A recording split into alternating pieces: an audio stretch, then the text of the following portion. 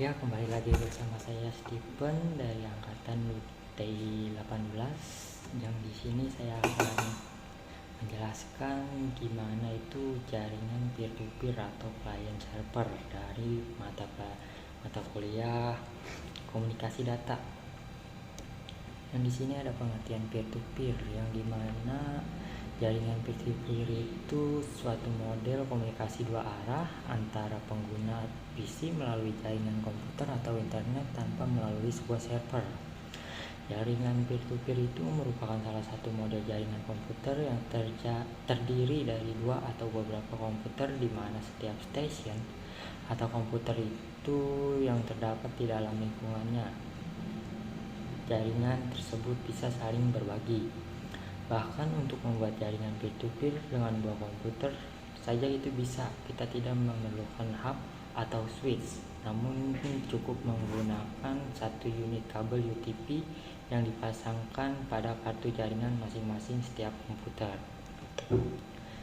Di sini ada gambar dari jaringan peer-to-peer yang dimana ada beberapa komputer yang saling terhubung, dan biasanya antara jaringan ini merupakan jaringan skala kecil yang diantaranya ada 2-10 komputer yang terhubung dengan sistem jaringan peer-to-peer ini. Yang diutamakan dari jaringan peer-to-peer ini yaitu bisa dibilang dari segi sharing resource-nya dan service, seperti penggunaan program, bertukar data, serta penggunaan printer secara bersama dalam satu unit printer. Ini kontrol hak akses yang berada pada peer-to-peer. Seperti contoh yang saya berikan ini, ada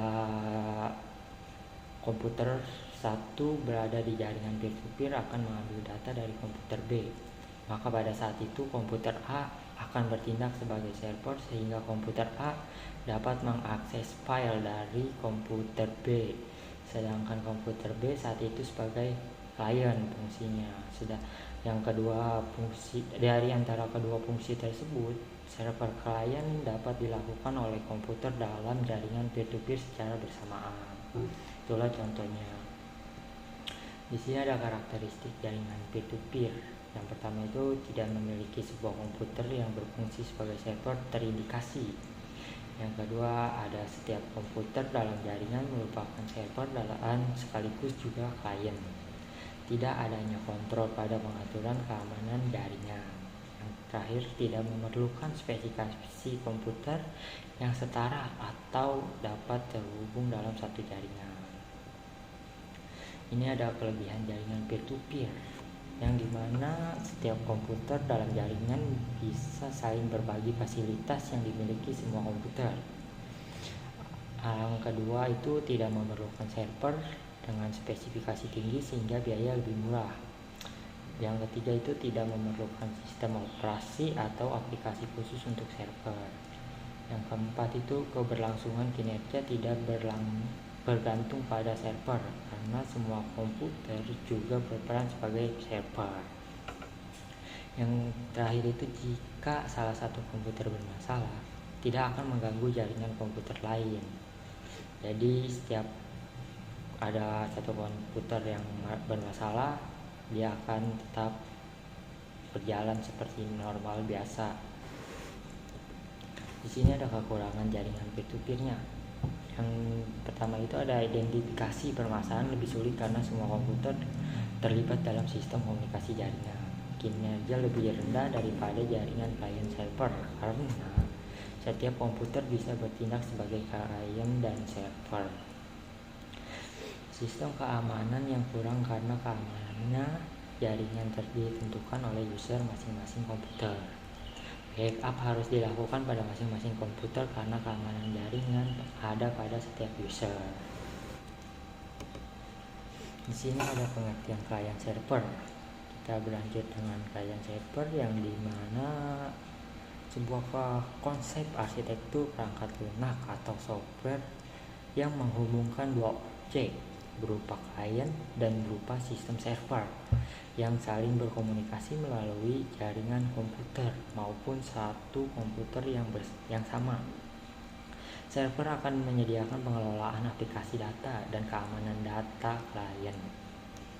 Di sini ada gambarnya, yaitu ada server web, client server, dan user. Yang dimana itu user akan menggunakan client server yang berupa www dan server web beralih ke server web, begitu pula akan terus berputar sebaliknya. Pada fungsi pertukaran akses web, klien server berperan sebagai program web seperti browser yang memberikan informasi pada pengguna atau user di seluruh dunia. Hal ini serupa dengan akses email, database, dan sebagainya yang berkaitan dengan jaringan browser. Aplikasi klien server membutuhkan laman web dan IP address dari server khusus. Klien dapat meminta informasi pada server kapanpun ia mau, karena klien adalah pengguna informasi yang ada di server. Proses komunikasi selalu bergerak dua arah. Jika klien ingin menggunakan informasi, maka rute yang dituju menggunakan tidak bisa berkomunikasi pada sesama klien. Di sini ada fungsi client server, yang dimana instrumen yang ada pada client server pada dasarnya memiliki fungsi untuk penghematan bandwidth serta kinerja yang menggunakan peran server sebagai penyimpanan seluruh data yang digunakan oleh klien. Software klien hanya akan mendapatkan informasi yang diinginkan, begitu juga klien akan mengakses dengan segera. Secara ini, perlindungan informasi melalui server sudah dapat dienkripsi sehingga memungkinkan klien mendapatkan data yang aman. Fungsi nyata dari klien server yaitu seseorang yang dapat membuat bisnisnya sendiri melalui halaman web yang dibuat sebelumnya, sehingga klien dapat membagikan secara cepat untuk produk atau jasa pada user seluruh dunia. User akan mendapatkan informasi dengan cepat dari browser yang dipakai melalui halaman web pada sebuah klien. Sini cara kerja client server. Dalam konteks database, klien membuat sebuah halaman website melalui berbagai aplikasi software atau device hardware yang memberikan visual halaman yang menarik atau disebut juga user interface. User interface yang jelas dan menarik akan mempengaruhi jumlah kunjungan para user sehingga menjadi elemen penting bagi klien untuk membuatnya. Proses pengaturan user interface tidak lepas terhadap peran server khusus, yaitu web server. Sedangkan web server akan menerima permintaan dan menyimpannya dalam bentuk kode HTML dengan penyimpanan melalui workstation. Server tersebut yang nantinya akan memberikan umpan balik secara cepat kepada klien dalam memberikan informasi yang diinginkan. Setelah klien menerima permintaan user, selanjutnya klien akan memeriksa sintaks atau bahasa komputer melalui pemrograman dan menghasilkan database yang dibutuhkan dalam bentuk SQL query atau bahasa lainnya. Proses tersebut akan dilanjutkan ke server hingga menunggu respon yang diberikan oleh server dalam bentuk yang sesuai oleh user akhir. Setelah user merespon, kemudian akan memberikan permintaan database kepada klien akan diamankan. Maaf ini agak ketutup. Keuntungan dari client server yang pertama itu menyimpan big data. Melalui arsitektur ini, klien dapat menyimpan dan mengakses data yang sangat besar. Menaikkan kinerja. Dengan konsep client server, penggunaan dapat meningkatkan kinerja akses data berupa informasi kinerja cepat dikarenakan seluruh data disimpan pada satu server yang multitasking. Biaya penggunaan hardware atau perangkat keras menjadi kecil. Penggunaan client server memungkinkan pengguna tidak perlu membeli hardware drive untuk menyimpan data, mengurangi biaya yang komunikasi antar pengguna konsisten, atau melalui konsep ini database yang diberikan akan meningkatkan konsisten data karena satu data dapat diakses oleh beberapa user secara bersamaan. Server storage hanya server saja yang membutuhkan penyimpanan besar dengan performa yang sesuai sehingga dapat memberikan keuntungan untuk mengakses data. Macam-macam arsitektur yang berada pada client server. Yang pertama itu ada one tier atau standalone, yang dimana pemrosesan jenis arsitek ini dilakukan melalui mainframe.